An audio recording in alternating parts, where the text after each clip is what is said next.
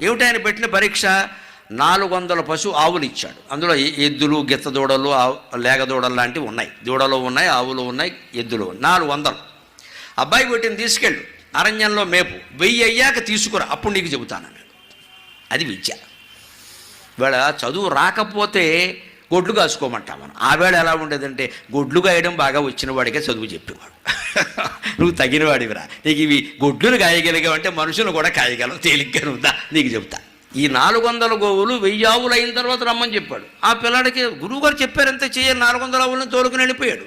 ఎప్పటికో 2 ఏళ్లకో 3 ఏళ్లకో అవన్నీ కొన్ని పెద్ద అవుతాయి, ఎద్దులు ఆవులు కలిస్తే దూళ్ళ పుడతాయి కదా, ఆ రకంగా ఎప్పటికో 2-3 ఏళ్లకి 1000 అయినాయి.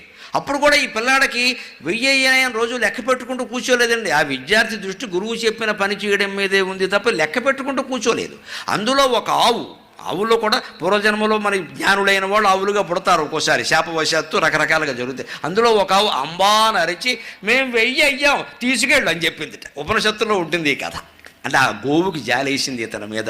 అయ్యో పిల్లాడు చదువు ఒప్పకుండా పోతుంది, ఇంత కష్టపడ్డాడు, ఇతని వల్ల మేము 1000 అయ్యాం, అతనికి తెలియడం లేదు, 1000 దాటిపోయింది, 1200 అయ్యాం, లెక్క పెట్టుకోవట్లేదు, మేము 1000 దాటాం, మీ గురువు దగ్గరికి వెళ్ళు అంటే అంబా అండమ్మా అనేసి ఇది ఇలా మాట్లాడుతుంది ఏమిటని అప్పుడు వెళ్ళి చెప్పాడు. ఆ గురువుకి సంపూర్ణంగా విద్య నేర్పాడండి. అది ఒకనాటి ఈ దేశంలో విద్యా వ్యవస్థ.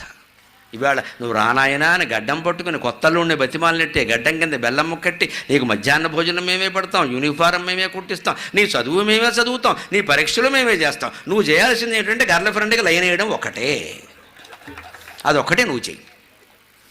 ఎంత దారుణంగా మారింది వ్యవస్థ. ఇక విద్య ఎక్కడి నుంచి ఉంటుంది?